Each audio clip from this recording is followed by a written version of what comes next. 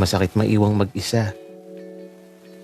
Siguro, kung naranasan mo na to, mauunawaan mo yung kirot na parang tila ba kahit anong pilit mong isipin nakakayanin mo.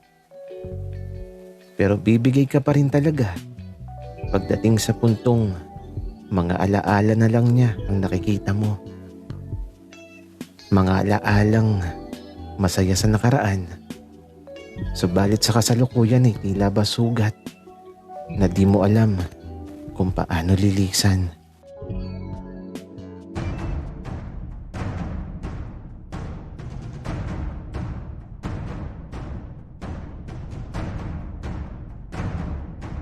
Kaibigan, huwag mong kalimutan mag-subscribe sa aming channel at huwag din kalimutan i-click ang notification bell at subscribe button. Subscribe na!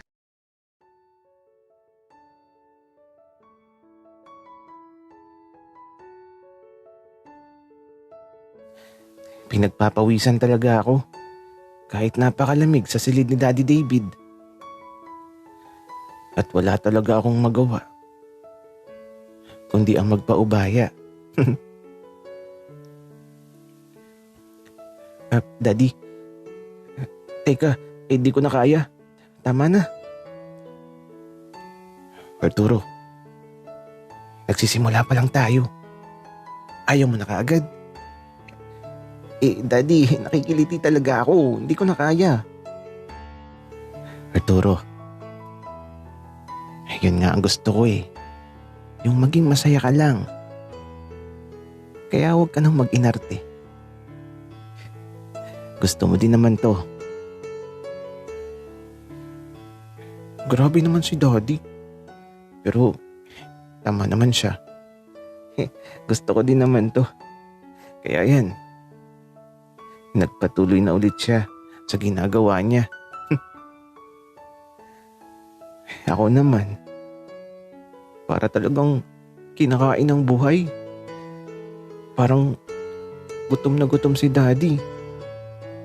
Akala mo hindi naghapunan kanina. Mula sa leeg. Nalipat naman sa labi ko. At sa mga oras na to, wala talaga akong alam. Natatawa pa nga ako.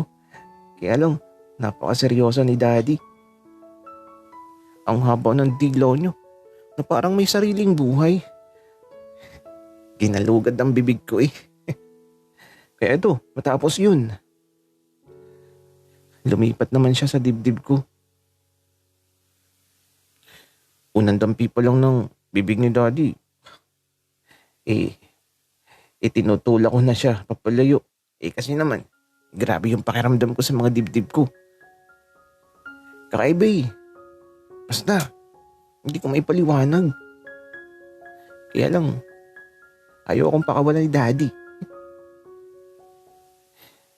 Hindi ko talaga alam na mararanasan ko yung ganito.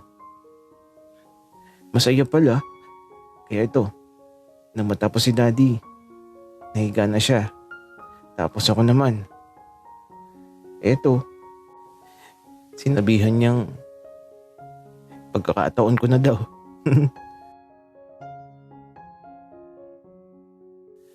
Arturo, pagkakataon mo na. Gawin mo ang lahat ng gusto mo. Huwag kang mahihiya. Basta gawin mo lang. Kaya naman, ginaya ko lang kung anong ginawa ni Daddy. Sinimulan ko sa leeg, tapos sa labi, tapos sa dibdib. At eto, itinutulak niya ako pababa. Kaya naman tila ba, nagkusa na din ako. Kasi alam ko nang ibig niyang sabihin. Kaya pinikit ko na yung mga mata ko habang eto. Hinawakan ko na yung kakainin ko ngayong gabi. Isang masarap na putahe mula kay Daddy David. Grabe, sarap nito. At bukod sa masarap, siguradong mag-enjoy talaga ako. Sa simula patikim-tikim lang ako. Tapos ito, sumusubo na ako. Hanggang sa di ko na napigilan. Kasi Masarap talaga yung kinakain ko. 2 kamay pa nga ang gamit ko sa pagkain. Ang laki. Arturo, sa akin ka tumingin. Uy ka ni Daddy, kaya tumingin ako sa kanya habang kumakain ako. Nakatitig lang siya sa mga mata ko habang nakangiti. Ako naman ito, medyo nahihiya. Ang lakas ko kumain eh. Ang sarap kasi. At ito, habang napapasarap ako sa pagkain, may nakita akong kinuha si Daddy sa may ilalim ng unan niya. Hindi ko alam kung ano yun. Daddy, ano yan? Wika ako. Medyo napatigil tuloy ako sa pagkain. Ito ba? Gagamitin natin to, Arturo. Tapos ka na bang kumain? Gagamitin saan, Daddy? Basta. Gagamitin natin mamaya kapag tapos ka ng kumain, Arturo. Kaya bilisan mo na kasi. Masaya yun. Daddy, ngayon na. Para masubukan ko na yan kung masaya ba talaga. At ito, ibinigay na sa akin ni Daddy yung hawak niya na binuksan ko kaagad. Tapos parang jelly ang laman na madulas. Tapos, malamig. Daddy, ano to? Saan to gagamitin? Arturo, napaka-inosente mo talaga. Teka lang, natatapon na Wika ni Daddy. At eto, di ko napansin na tumulo na pala dito sa gilid yung hawak ko. Sorry Daddy. Pupunasan ko na lang. Mamaya na Arturo. Subukan na muna natin. Lagyan mo na yung puwet mo, pati yung titi ko. Tapos upuan mo. Alo? Daddy. Ayoko. Wika ko naman. Kaya lang, biglang naging sad face si Daddy David. Naging malungkot ang itsura niya. Kaya ito para di na siya maging malungkot. Sumunod na lang ako. Daddy, huwag ka na malungkot. Gagawin ko na. Wika ako. Kasi sa totoo lang, gusto ko din namang subukan para mapasaya ko din si Daddy.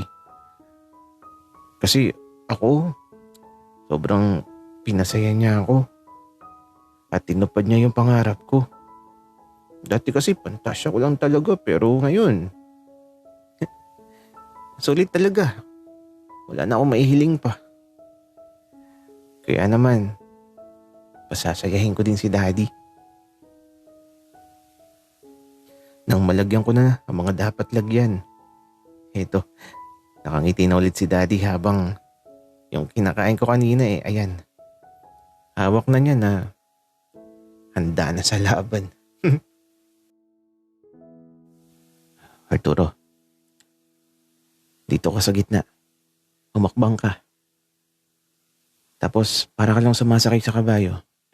Ganun lang ang gagawin mo. Sige Daddy. Pika ako. Kaya ito, humakbang na ako. Kaya lang pagtapa ko sa sahig, may natapakan ako madulas.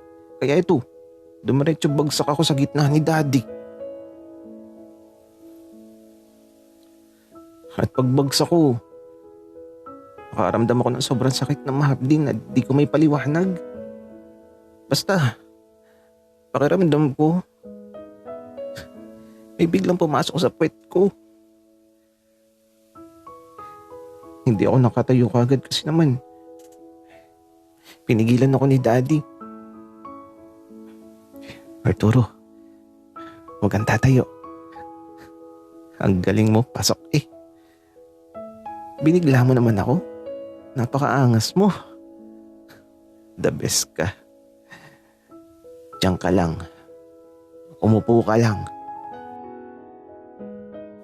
Habang sinasabi ni Daddy yun, namimilipit ako sa sakit. Gusto ko sanang tumayo kaya lang pinipigilan ako ni Daddy. Bakit ba kasi nadulas ako ayan tuloy? Pagbagsak ko, wasak. Kaya ito, wala na akong nagawa. At habang nakaupo ako si Daddy naman tila ba unti-unti nang gumagalaw. Tapos ito, iyakap niya ako. At ang sabi niya, huwag daw ako maingay. Kasi mabilis lang daw siya. Yung kaninang mabagal na galaw ni Daddy, bumibilis ng bumibilis. At ako naman tahimik lang habang nakakaranas ng tila ba masarap na makirot na pakiramdam. At ilang saglit pa, humigpit na yung mga yakap ni Daddy David. At sabi niya, "Gago, sarap mo." At naramdaman ko na ang tila ba mainit na dumaloy sa loob. At si Daddy tila ba nang hina. At ako naman, nanatili lang dito habang yakap niya ako. Grabe yun. Napagod ako. At ilang saglit pang nakalipas, naghihilik na si Daddy. Ako naman sobrang inaantok na din kaya ito. Nakatulog na lang din talaga akong nakayakap kay Daddy sa ibabaw niya. Kagi.